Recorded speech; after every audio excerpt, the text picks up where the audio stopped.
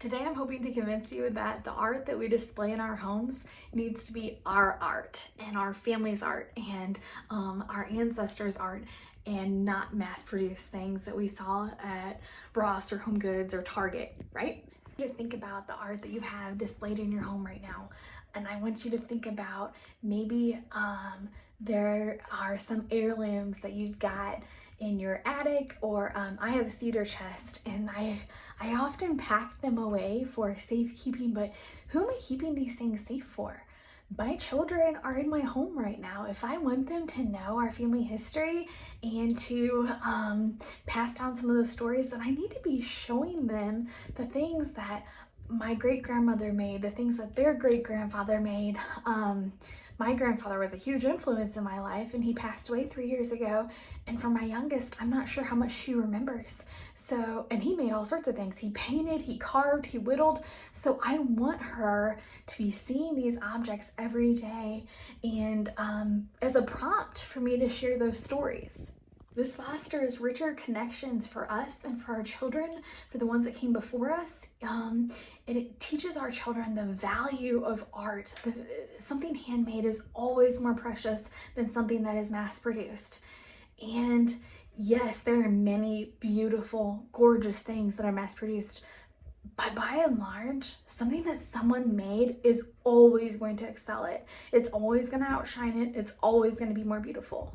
I want you to tell your story.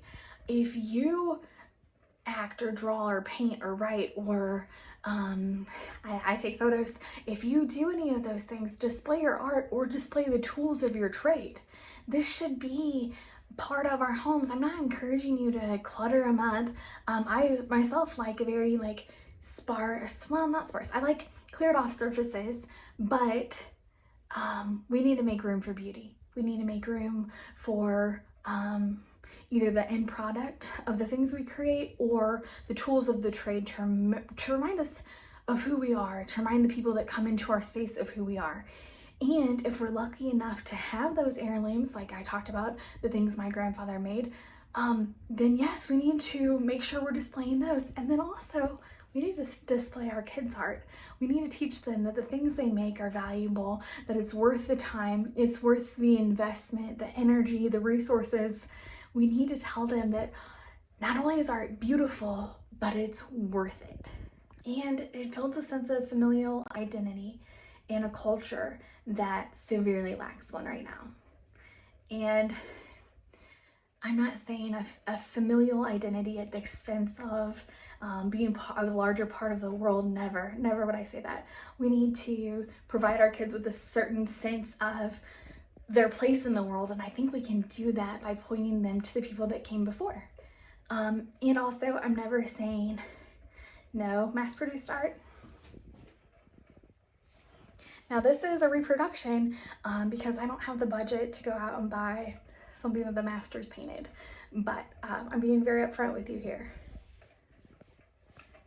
I love it and it's gorgeous, and I would never tell you not to display something by the masters in your home.